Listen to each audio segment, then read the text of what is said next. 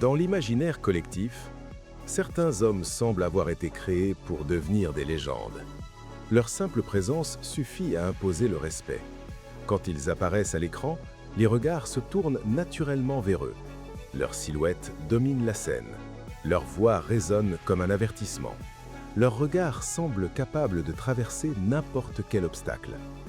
Mais derrière ces apparences impressionnantes, se cache parfois une histoire bien différente de celle que le public imagine. L'histoire de Dolph Lundgren est précisément l'une de ces surprises.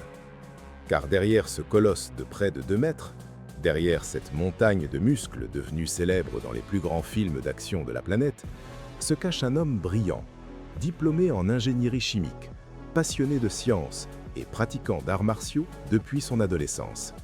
Avant d'incarner des guerriers, des soldats et des combattants redoutables au cinéma, Dolph Lundgren était un étudiant discret venu de Suède qui rêvait simplement de trouver sa place dans le monde. Personne n'aurait pu imaginer que ce jeune homme nordique deviendrait un jour l'un des visages les plus connus du cinéma d'action. Personne n'aurait pu prévoir qu'il affronterait certains des plus grands héros du grand écran, et encore moins qu'il marquerait à jamais l'histoire du cinéma grâce à un seul personnage, un boxeur soviétique aussi terrifiant que légendaire. Aujourd'hui, sur l'Esprit du Dojo, nous allons découvrir l'histoire fascinante de Dolph Lundgren, de son enfance difficile en Suède à son ascension fulgurante à Hollywood, de ses années consacrées aux arts martiaux à ses combats les plus mémorables devant les caméras. Installez-vous confortablement, car l'histoire qui va suivre prouve qu'il est parfois possible d'être à la fois un intellectuel, un artiste martial et une véritable icône du cinéma mondial. Dolph Lundgren naît le 3 novembre 1957 à Stockholm, en Suède. Son véritable nom est Hans Lundgren.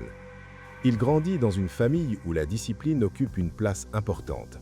Son père est ingénieur et officier dans l'armée suédoise.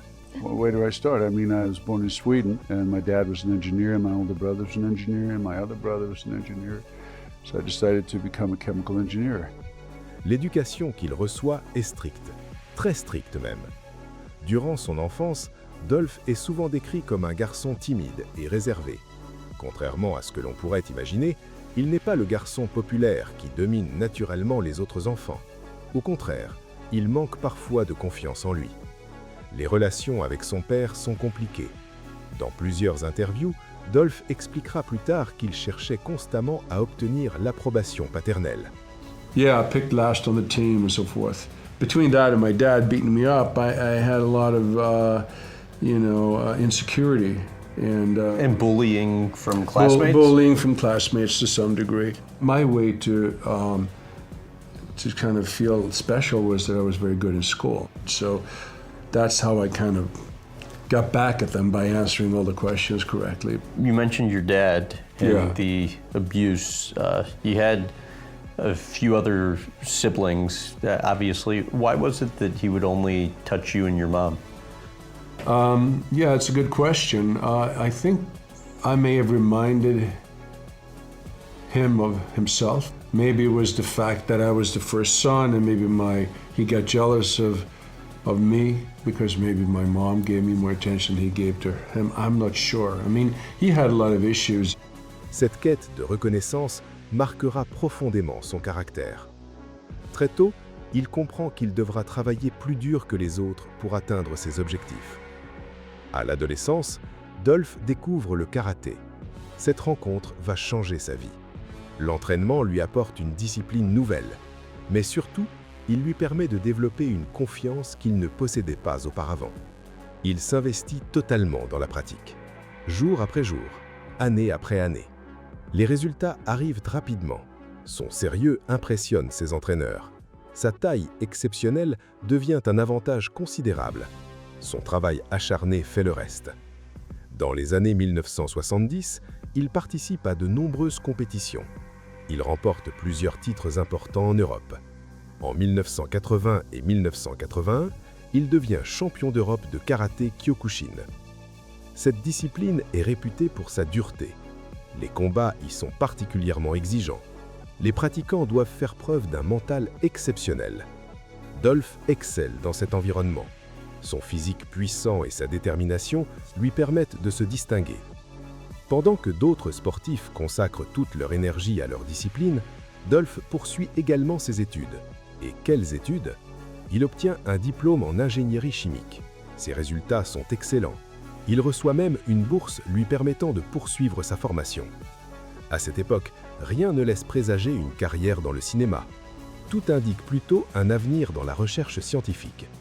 Dolph est intelligent, méthodique et ambitieux. Il pourrait facilement devenir ingénieur ou chercheur. Et vous avez fait plein d'études avant, vous n'avez pas envie de faire autre chose? Qu'est-ce que vous avez fait comme études? I studied chemical engineering. J'ai étudié la chimie. Chimie technique. Les mathématiques? Yeah. Oui. Il a des licences, il a plein de licences, c'est un plein de diplômes. Mais le destin a parfois des plans inattendus. Au début des années 1980, Dolph s'installe à Sydney, puis à New York. C'est là qu'un événement va bouleverser sa vie. Il rencontre la célèbre chanteuse et actrice Grace Jones. Rapidement, une relation se développe entre eux. Dolph devient également son garde du corps. Sa carrure impressionnante attire l'attention. Dans les soirées mondiales de New York, il ne passe jamais inaperçu. When I was younger, I went out with a lady named Grace Jones, who was a singer.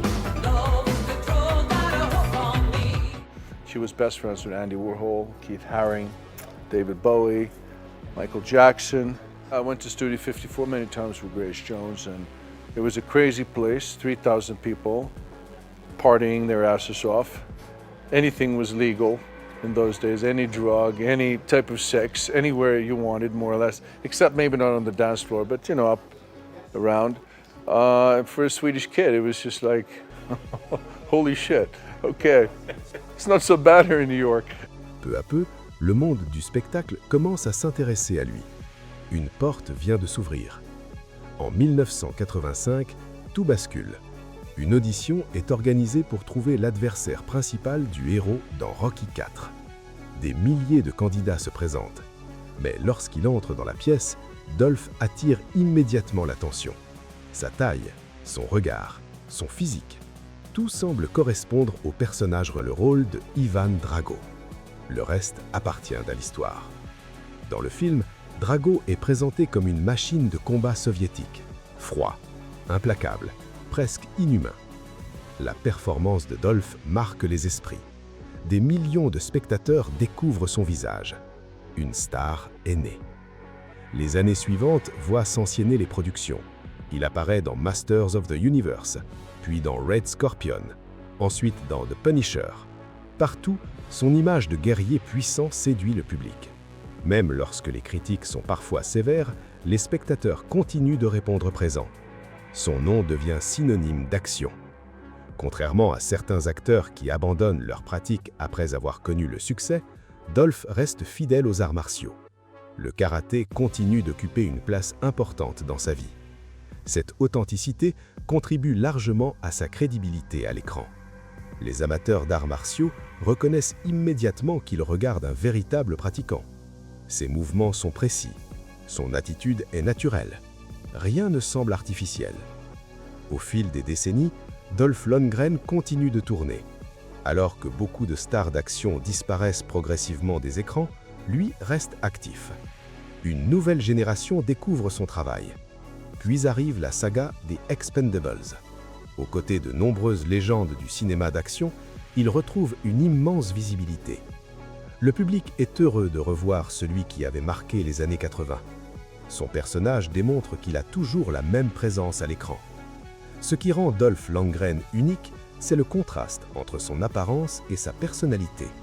D'un côté, un combattant impressionnant, de l'autre, un homme cultivé et réfléchi. Un passionné de science, un lecteur, un artiste martial discipliné. Cette combinaison rare explique probablement la longévité de sa carrière. Il n'a jamais été seulement un physique.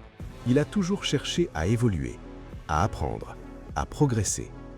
Peu d'hommes ont réussi à réunir autant de qualités dans une seule existence. Champion d'arts martiaux, ingénieur diplômé, acteur mondialement connu, réalisateur, producteur. Dolph Lundgren a prouvé qu'il était possible de dépasser les étiquettes que les autres nous imposent. Derrière le géant se cachait un intellectuel. Derrière la star d'action se trouvait un pratiquant passionné. Et derrière Ivan Drago se tenait un homme qui n'a jamais cessé de travailler pour devenir une meilleure version de lui-même. Son parcours rappelle une leçon essentielle. La véritable force ne réside qu'à uniquement dans les muscles.